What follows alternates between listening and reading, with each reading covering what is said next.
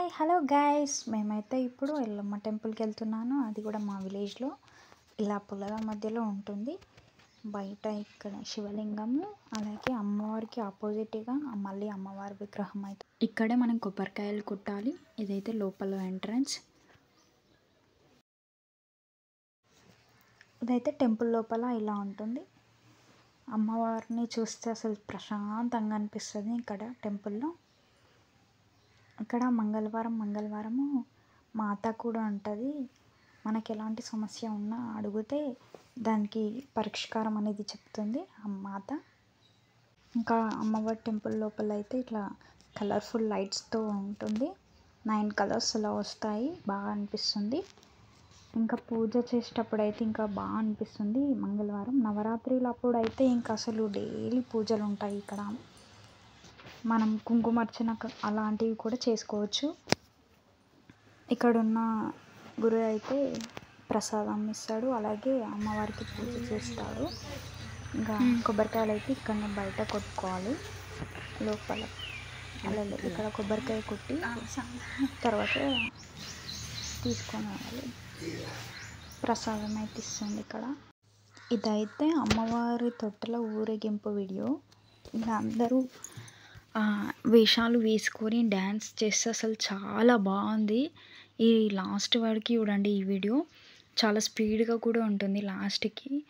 ఇంకా మధ్యలో ఉందైతే కాంతారా గెటప్, అందరినీ చాలా భయపట్టించండు అతను.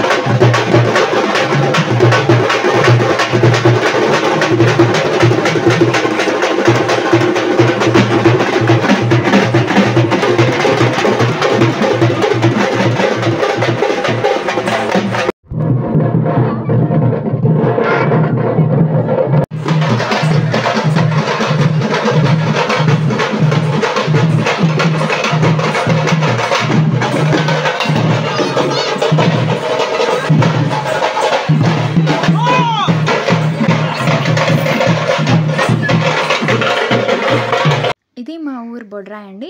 ఇక్కడ బోనాలు అయినా ఏవైనా సరే ఇట్లా రౌండ్ తిరిగి అక్కడ కొబ్బరికాయ కొట్టి వెళ్తారు. బోనాలు కూడా అట్లా 5 రౌండ్స్ అట్లా తిరిగి వెళ్తారు టెంపుల్స్లో.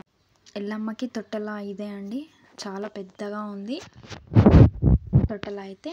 ఇంకా దాని వెనుక అయితే ఇట్లా అమ్మవారి విగ్రహం ఉన్న పలారం బండి ఉంది.